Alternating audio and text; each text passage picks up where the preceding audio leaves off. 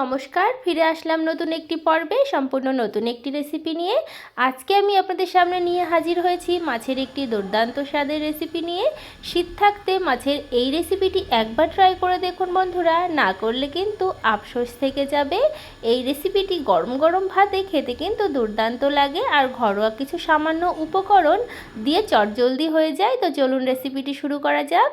তো এখানে আমি 3 পিস রুই মাছ নিয়েছি, আপনারা কাতলা মাছ, মৃগেল মাছ দিয়েও করতে পারেন। তো মাছগুলো ভালো করে ধুয়ে পরিষ্কার করে নিয়েছি। এবারে এই মাছগুলো আমি নুন হলুদ দিয়ে মেখে নেব। তার জন্য নুন আর দেব হলুদ গুঁড়ো, সাথে দেব একটু লঙ্কা গুঁড়ো দিয়ে ভালো করে মাছগুলো মেখে নেব। লঙ্কা গুঁড়ো দিলে মাছের কালারটা ভালো হবে আর মাছগুলো খেতেও বেশ ভালো লাগবে। তো মাছগুলো হাত দিয়ে ভালো করে ঘষে ঘষে মেখে নিচ্ছি। তো আপনারা এই রেসিপিটি এই শীতে অবশ্যই একবার ট্রাই করে দেখতে পারেন বন্ধুরা, কথা দিচ্ছি ভালো লাগতে কিন্তু বাধ্য হবে। তো আপনাদের সঙ্গে কথা বলতে বলতে আমার কিন্তু মাছগুলো মাখা হয়ে গেছে।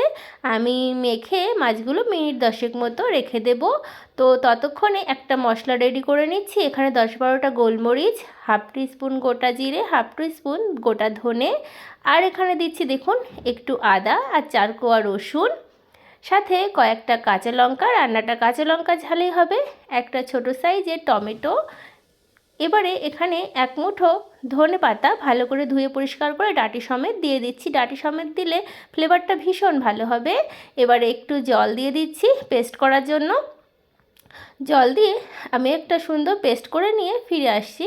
তো বন্ধুরা দেখুন, সুন্দর একটা মিহি পেস্ট করে নিয়েছি। এরকম টাটকা মশলা দিয়ে এই রেসিপিটি করলে কিন্তু খেতে বেশি ভালো লাগে।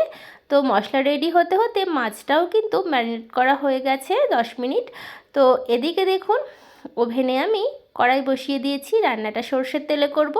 আপনারা আপনাদের পছন্দ মতো রান্নার তেলে কিন্তু রেসিপিটি করতে পারেন। তেলটা একটু গরম করে নিচ্ছি, নিয়ে নুন হলুদ আর লঙ্কা গুঁড়ো দিয়ে মেখে রাখা রুই মাছের পিসগুলো দিয়ে দিচ্ছি। দিয়ে মাছগুলো উল্টে পাল্টে একটু লাল লাল করে ভেজে নেব। এমনভাবে ভাজতে হবে মাছের ওপর পাশ যে ভাজা ভালো হয় আর ভেতরটা একটু নরম থাকবে, সেরকম ভাজা হলেই কিন্তু এই মাছটা খেতে ভালো লাগবে। তবে খুব বেশি কড়া করে ভাজার প্রয়োজন নেই। তো মাছের এক পাশ ভাজা হয়ে গেছে, উল্টে দিচ্ছি। এরকম করেই দেখুন উল্টে পাল্টে ঠিক এরকম করেই ভেজে নেব।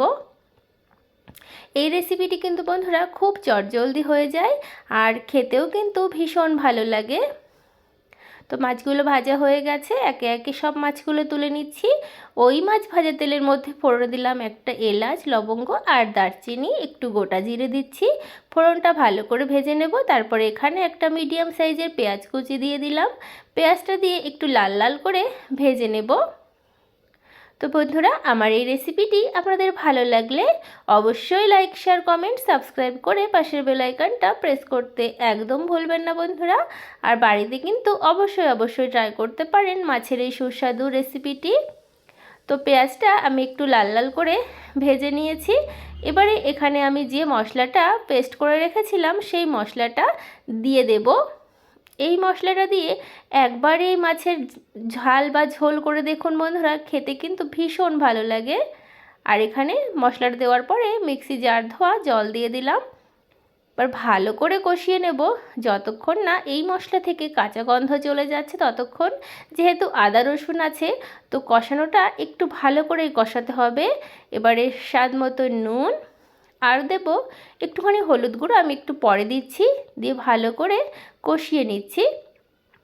তো বন্ধুরা একটু হলুদ দিলাম, সামান্য হলুদ গুঁড়ো দেব, এর থেকে বেশি হলুদ গুঁড়ো দেওয়ার প্রয়োজন নেই। দেখুন কত সুন্দর করে আমি কষিয়ে নিয়েছি। এরকম করে কষালেই কিন্তু মশলাটা খুব ভালো ভাজা ভাজা হবে আর মশলার কাঁচা গন্ধটা চলে যাবে। তো এবারে আমি পরিমাণ মতো জল দিয়ে দিলাম ঝোল বা গ্রেভির জন্য। ঝোলটাকে ভালো করে ফুটিয়ে নিচ্ছি, তারপরে ভেজে রাখা রুই মাছগুলো দিয়ে দিচ্ছি। তো বন্ধুরা, শীত থাকতে অবশ্যই এই মাছের রেসিপিটা ট্রাই করুন বন্ধুরা, না হলে কিন্তু আফসোস থেকে যাবে। মাছগুলো দিয়ে ঢাকা দিয়ে রেখে দিচ্ছি, গ্যাসের ফ্লেম মিডিয়াম টু লো হিটে। ঢাকনাটা নামিয়ে নিচ্ছি। তো দেখুন দেখতে কতটা সুন্দর হয়েছে না বন্ধুরা, সাইড দিয়ে কিন্তু তেল ছাড়তে শুরু করেছে। তো আপনারা কিন্তু এই রান্নাতে তেল কম বেশি করতে পারেন, তবে এই রান্নাটা এরকম একটু হলে খেতে বেশি ভালো লাগবে। তো আপনাদের কেমন লাগলো অবশ্যই কিন্তু আমাকে জানাতে পারেন, আর ভালো লাগলে অবশ্যই আমার পাশে থাকবেন। তো রান্নাটা কিন্তু হয়ে গেছে, দেখলেন তো বন্ধুরা কত চটজলদি সামান্য কিছু ঘরোয়া উপকরণে তৈরি হয়ে গেল মাছের এই সুস্বাদু রেসিপিটি।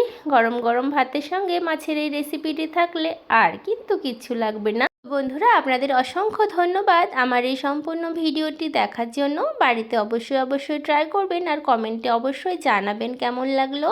আজকে তবে বিদায় নিচ্ছি বন্ধুরা, দেখা হবে অন্য কোনো রেসিপিতে। ধন্যবাদ।